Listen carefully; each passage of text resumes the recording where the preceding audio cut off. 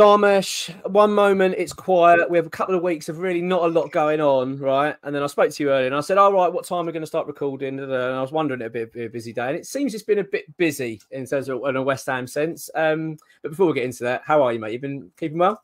I'm good. And you can say that again, yes. And it just it's kind of a timing thing at the moment because a lot of the clubs that I'm covering, for example, West Ham United, for example, Manchester United, Arsenal to a certain degree as well, they're all in America. And so I'm having to time all of my messages and my emails to all of these people. So it's a little bit staggered at the moment. So thankfully, I've just got a little bit of information confirmed to me that I'm sure X will have had as well in the past few minutes. That's kind of out there anyway, but in the last few minutes before we came on air just now. So okay. Well, I'm really intrigued what you got to say. I think there's a few happy faces, West Ham fans, the news that's going on. I think there's a few unhappy as well, a bit sad about certain bits of news that have sort of been. I know what you mean. I know what you're going to say. Yeah. So I thought I wanted to let's speak about that first. What's the story with West Ham and this Duran deal? What's the latest? Yeah, the latest information we have now is he's definitely the primary forward target. It is the next priority as far as West Ham United are concerned with regard to where they want to strengthen. And we do know that they've been chasing John Duran throughout this transfer window. They've even probably chased him before. I think there's been a long-term admiration of the player. And we're told now that there are advanced negotiations between West Ham and Aston Villa over the potential signing of John Duran. Now, we do know that there's been a big gap in valuations throughout this transfer window and how West Ham United were going to bridge that gap. Well, the proposal now, and this is what I think you were disappointed about, and I think I've seen it on social media just now as well, a lot of West Ham United fans are disappointed about as well, is that the proposal that West Ham have put to Aston Villa and which is under advanced negotiation is cash plus the midfielder Lewis Orford. I'm sorry to confirm that news that has made you sad, but that's the information that we are getting confirmed to us now. And that's what West Ham's proposal is to Aston Villa, to get John Duran to come to the London Stadium. Look, it's not an ideal scenario. I get that for West Ham United fans who want to see players who have been there, in this case, since he's 5 years old, and they believe has got a lot of potential.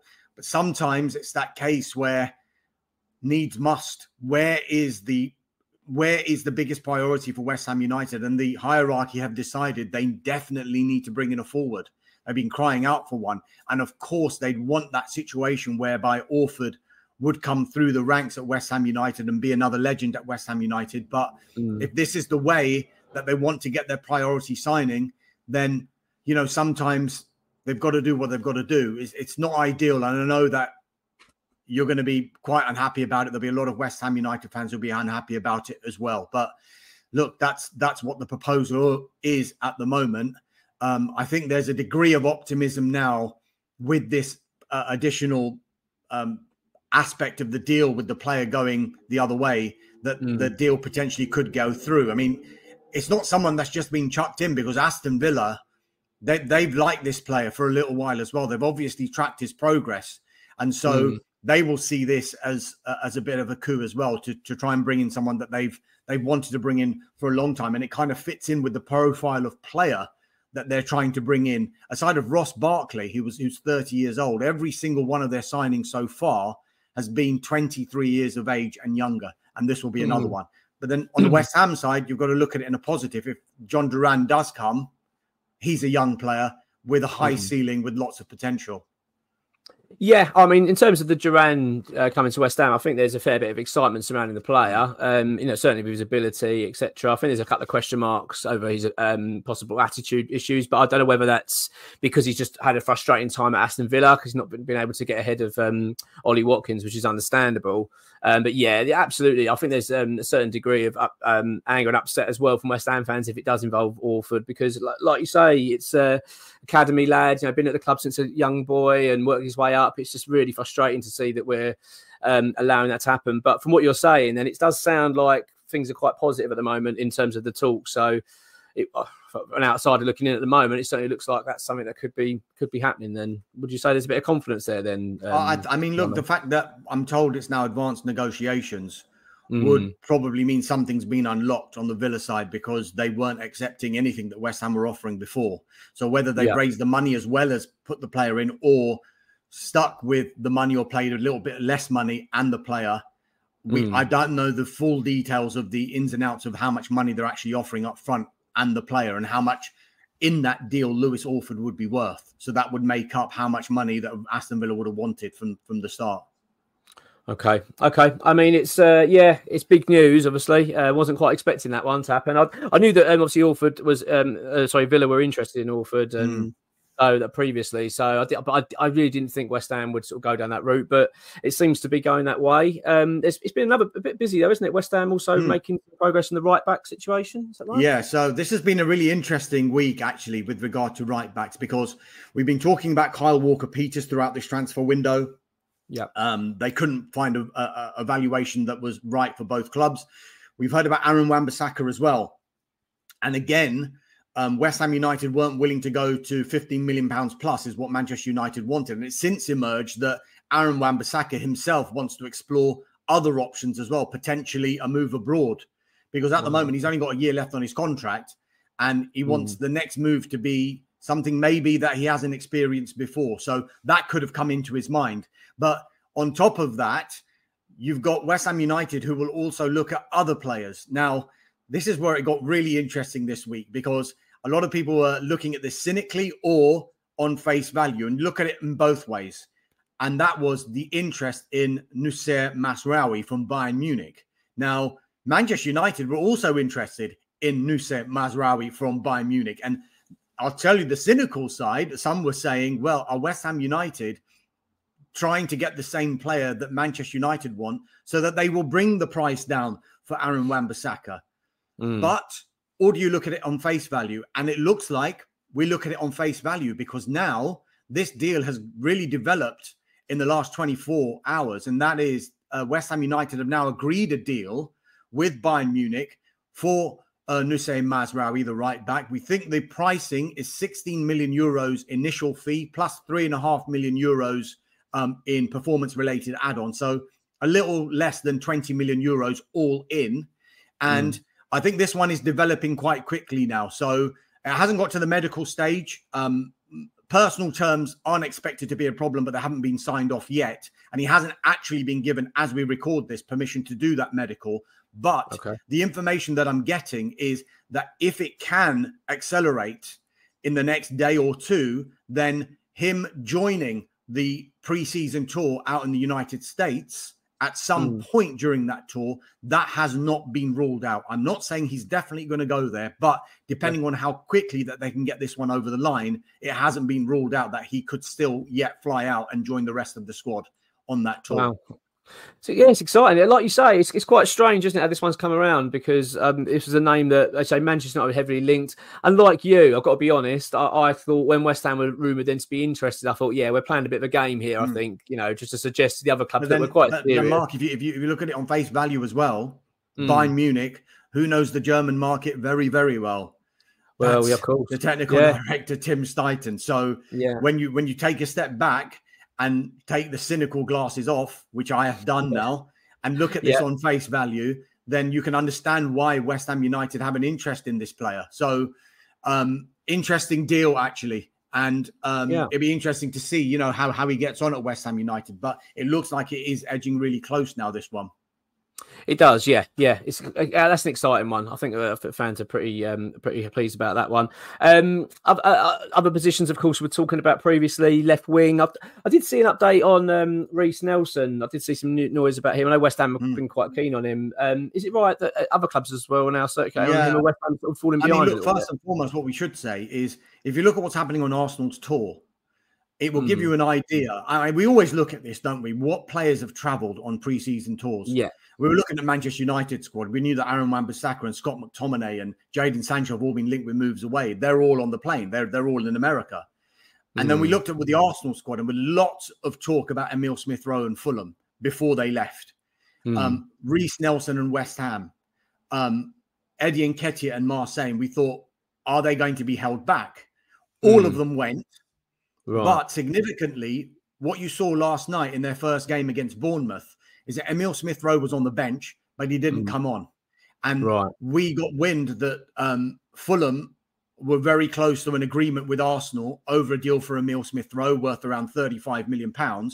And then afterwards, Mikel Arteta was asked the question, why didn't Emile Smith-Rowe play? There is something ongoing, is all he would say. He's not going to confirm it's Fulham, but we do know that it is the case. So hence he was pulled out of that game, effectively. However, Reece Nelson and Eddie Nketiah did play in that game. So whatever the interest is in those players, be it from West Ham, but as Leicester City are in talks now with Arsenal as well over Reece Nelson. Yeah. It hasn't gone far enough for Arsenal to think we need to pull these players out. Because if you start doing that, you're almost giving the interested club a green light to think, oh, actually, they're actually bracing themselves for an offer. Why are we paying as much as probably they want? So instead, Arsenal are playing these players and keeping their value up, you would think.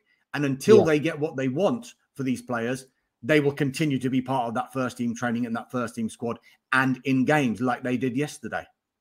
Yeah, that's a good point. As you say, it kind of gives the indication that things aren't quite as close then as it believes. So, but do you think West Ham are still quite keen then on Reece Nelson? I mean, he's one of a number of forwards that they're looking at, but I mean, the focus now is going to be purely on John Duran. I know they're different positions. I think Wilfred Tonto was another player that West Ham United have been looking at as well. I think, like I said, the focus is on Duran. They're also looking at centre-backs. I think that's lower down the priority list and will probably, the key to that will probably be if there are any further departures in that area. And like any good club will do, you can't just wait for someone to leave and then think, who are we going to get in? They have to do work behind the scenes. They have to almost get deals, you know, close to being agreed in principle in case of a scenario when a player leaves. They can't find themselves in that position where you find when you're falling short and you haven't got a player in that position, particularly in an important position like central defense. So I think the key to this will probably be Kurt Zouma and Naif Aged. We do know that there's lots of Saudi interest in the two players. They're on the tour, though, at the moment. So they have gone out. So like I said before with the Arsenal situation, that interest hasn't gone as far as for West Ham to think, should we be leaving these players out now? Or should we not be taking them on the tour? They've gone. So it's a message to these clubs who are interested. They're still West Ham United players. Just because we might be looking at other centre-backs and maybe listening to offers for these players, we're not going to give them away. So you've still got to pay what we feel the market value for these players is going to be. So while they're doing that, they're still looking at other players. Of course they are. We know the deal with Todibo is agreed with Nice. It looks unlikely. We do know that because his preference is Juventus, and Juventus are still talking to Nice. There are other players as well. Umar Solé, who I think X has been speaking about from Red Bull Salzburg, and Fikayo Tomori as well, which would be an interesting one. And it would, of course, increase the homegrown quota at West Ham United as well if they were to go for someone like Tomori. So lots happening, plenty happening. But as it stands at the moment, I think the right back and the forward situation are the ones that are accelerating and moving just now. I agree. It does seem it felt like West Ham sort of do prioritise, don't they? There's certain position they focus that on more than others, and then move on. So I think like we have with the Kilman situation, that would seem to be the main priority, and then we've moved on. So is that what we're expecting then, Dharmesh? From an outside looking in at the moment, we're saying then West Ham are quite keen on obviously on Duran and a left wing position. That's probably, and then we're looking possibly at another centre back. Then you reckon, and maybe another. Is that roughly what we're kind of expecting? I would think so. There's also talk of maybe another midfielder as well. So maybe just keep an eye. That was something that was mentioned to me earlier on today, that they could be in the market to bring in another midfielder. So you're asking me, is that all we can expect? It's West Ham United. Oh, don't expect anything. Absolutely. How are you finding the transfer window this summer? Has it been as intense as usual, or is it because you're becoming quite experienced now, aren't you? Okay, as we record this, I am saying it's 36 days to go until it closes. Not let you count it down. I'm counting down already. Yeah. Has it been all right though? Have you been okay? I'm thinking, should I just grow the beard until the window closes, like that superstitious thing? It actually does suit you. I did say this to you last time. I quite like the beard. I mean, obviously you've seen mine. This is where obviously you've been inspired. No, yours looks much better, Mark, because yours looks. I don't know about that. More kept than mine. Mine's a little bit unkept. Well, yours has got about 2 colours in it. Mine's got about four or five. Yeah. You know what I mean? I like to mix it up a little bit. Do you know what I mean? Too much salt over the pepper, unfortunately. No, it suits you. I think you should stick with the beard. But yeah, go with it. Definitely stick with it to the end of the. I just see how. I just want to see how more grey it gets. As the week it will. On, it will. That's it. Absolutely. Dharmesh, really appreciate you. No worries. And give us an update as always. An absolute pleasure. And are we going to see you again in a couple of weeks' time? Is that right? We will. Yep. I've got it in the diary. In the diary. Who knows who West Ham would have signed or going for then? Oh, don't. I dread to think. It's good. It's good news. What? It is good news. I know. It's been tempered. I know this whole thing. You get the good news and it's just tempered slightly with the awful stuff. I completely it is. Yeah. I think there's a couple of West Ham fans today, and they are like yourself. Yeah, it's good, Duran, but. Did we? Yeah, absolutely. It is. It's hard. It's horrible. Always horrible to the idea of losing an academy player, especially one that you think has got such a bright future, and you can kind of see how well they're developing. It is painful, but as you say, if the club, end of the day, look, we're not in charge, are we? You know, and if they feel it's the right move for the club, we have to go with it. But it's a real shame, and we'll wait and see. Obviously, if it does happen, but Dharmesh, thanks again, and no problem. We'll see you in a couple of weeks. See you in a couple of weeks, Mark. Cheers, mate.